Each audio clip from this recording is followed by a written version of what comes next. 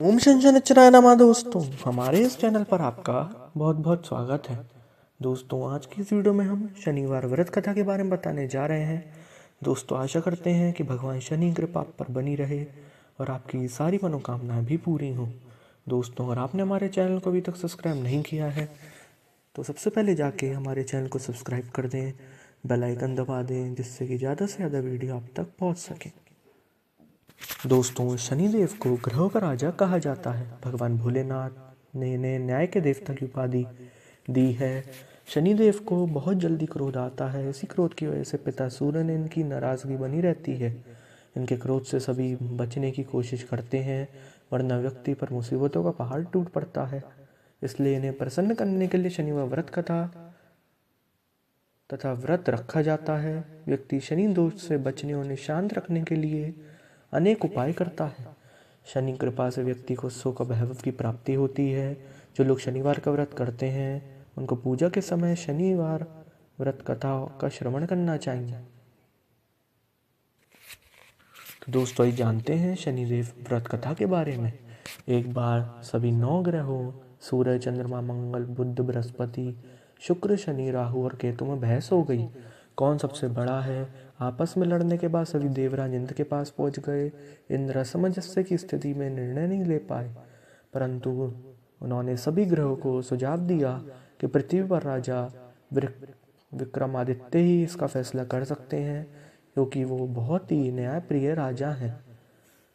सभी पृथ्वी पर राजा विक्रमादित्य के पास गए और अपने आने का कारण बताया।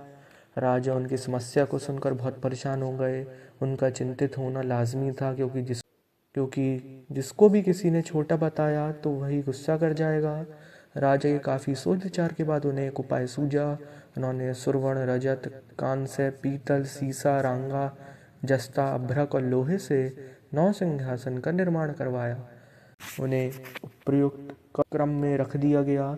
सबसे निवेदन किया गया कि कर्मानुसार सिंहासन पर आसन ग्रहण करें।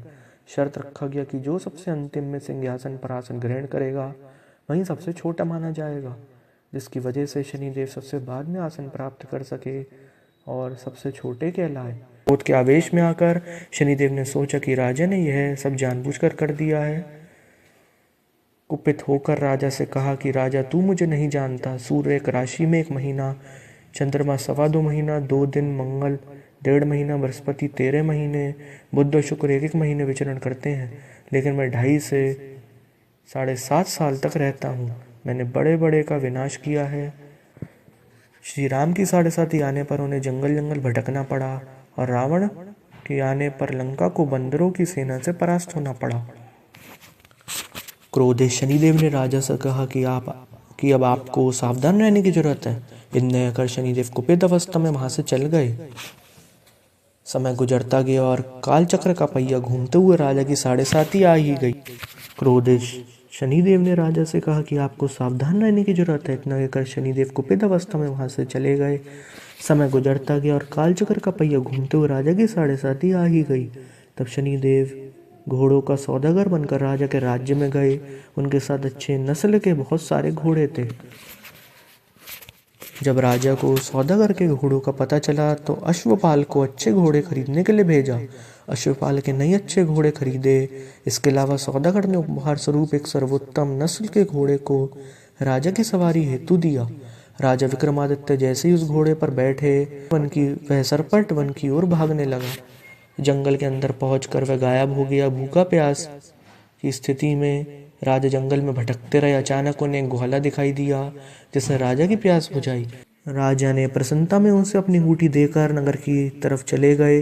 वहां एक सेठ की दुकान पर पहुंचकर उन्होंने जल पिया और अपना नाम वीका बताया। भाग्यवश उस दिन सेठ की खूब आमदनी हुई। सेठ खुश होकर उन्हें अपने साथ घर लेकर गया। सेठ के घर में खूंटी पर एक हार टंगा था, जिसको खूंटी निकल रही थी। कुछ ही देर में हार पूरी तरह से गायब हो गई। सेठ वापस आया तो हार गायब था। उसे लगा कि वीका ने ही उसे चुराया है। सेठ ने वीका को कोतवाल से पकड़वा दिया और दंड स्वरूप राजा उसे चोर समझकर हाथ पैर कटवा दिया। अपंग अवस्था में उसे नगर के बाहर फेंक दिया गया। तो वहां से एक तेली निकल रहा था। जिसको वीका पर दया आ गई, उसने वीका को अपनी गाड़ी में बैठा लिया। वीका अपनी जीप से बैलों को हाँकने लगा। कुछ समय पश्चात राजा की शनि दशा समाप्त हो गई। वर्षाकाल आने पर वीका मल्हार गाने लगा। एक नर की राजकुमारी मनभावनी ने मल्हार सुनकर मन ही मन प्रण कर लिया कि जो भी इस राग को गा रहा है वह उसी से ही विवाह करेगी। उन्होंने दासियों को खोदने के लिए भेजा, परंतु वापस आकर उन सभी ने बताया कि वह एक अपंग आदमी है। राजकुमारी यह जानकर भी नहीं मानी और अगले दिन ही वह अनशन पर बैठ गई। जब लाख समझाने पर राजकुमारी नहीं मानी, तब राजा ने उस तेली को बुलावा भेजा और वीका से विवाह की तैयारी करने के लिए कहा गया। वीका से राजकुमारी का विवाह हो गया। एक दिन वीका के सपने में शनिदेव ने आकर कहा कि देखा राजन, तुमने मुझे छोटा बताकर कितना दुख झेला है। राजा ने क्षमा मांगते हुए हाथ जोड़कर कहा कि हे शनिदेव, जैसा मुझे दुख दिया है किसी और को ऐसा दुख मत देना। शनिदेव इस विनती को मान गए और कहा कि मेरे व्रत और कथा से तुम्हारे सारे कष्ट दूर हो जाएंगे। जो भी नित्य मेरा ध्यान करेगा और चींटियों को आटा डालेगा, उसकी सारी मनोकामनाएं पूर्ण हो जाएंगी। शनिदेव ने राजा को हाथ पैर भी वापस दिए। दूसरे दिन जब सुबह राजकुमारी की आंख खुली तो वह आश्चर्यचकित हो गई।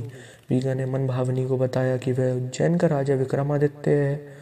मनभावनी खुशी से फूले नहीं समा रही थी। राजा और नगरवासी सभी अत्यंत प्रसन्न हुए। सेठ ने जब यह सुना कि वह पैरों पर गिरकर क्षमा मांगने लगा।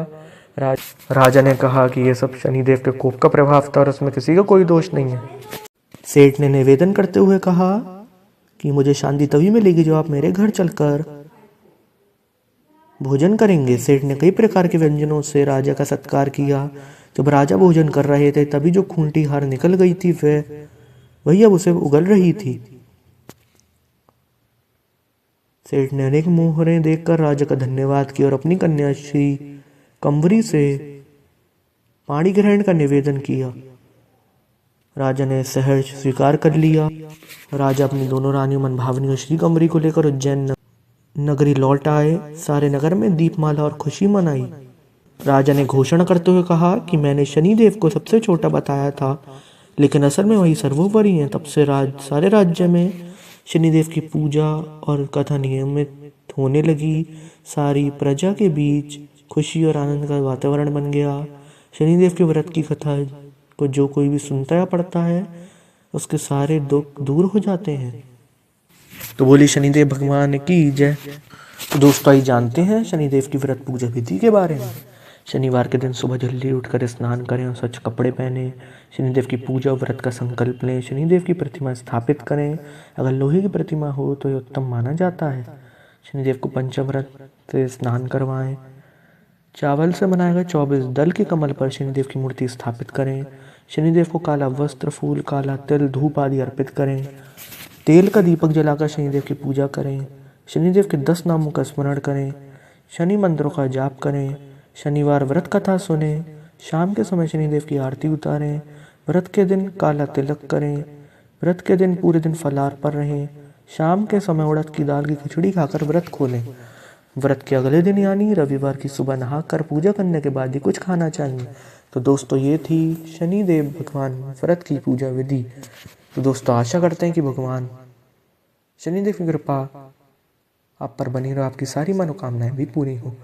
दोस्तों अगर आपने हमारे चैनल को अभी तक सब्सक्राइब नहीं किया है तो सबसे पहले जाके हमारे चैनल को सब्सक्राइब कर लें, बेल आइकन दबाएं और उसे लाइक करें और ज़्यादा से ज़्यादा लोग को शेयर भी करें, जिससे कि आने वाली वीडियो आप तक जल्द पहुंच सके। ओम शनि शनिश्चराय नमः दोस्तों।